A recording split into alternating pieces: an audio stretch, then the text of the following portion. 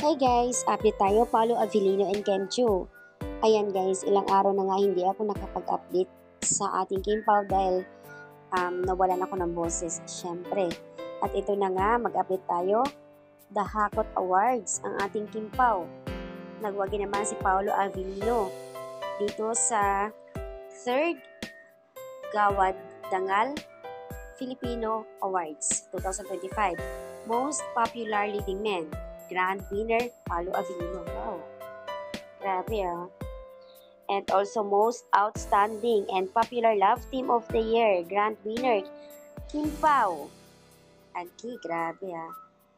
And then, Most Popular Leading Lady. Grand winner, Kem Chiu. Hakot Awards. At syempre, mas nauna pa dito ang BP Choice Awards. Sa BP Choice Awards ay nanalo din ang Kim Pao. Si Paolo ay Favorite Actor Philippines viewers sa Choice Awards. And also Kim Chiu, Favorite Actress.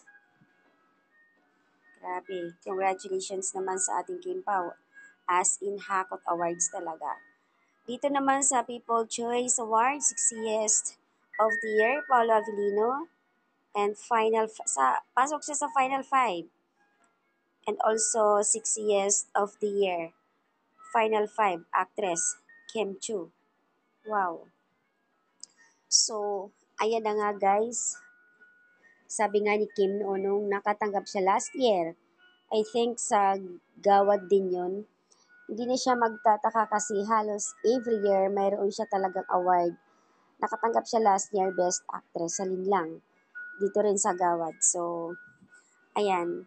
Ayon nga sa kanya, di naman sa lingid kaalaman, every year, kapag may mga awards, mayroon talaga siyang natanggap. Kaya deserve. Congratulations sa ating Kim Pao.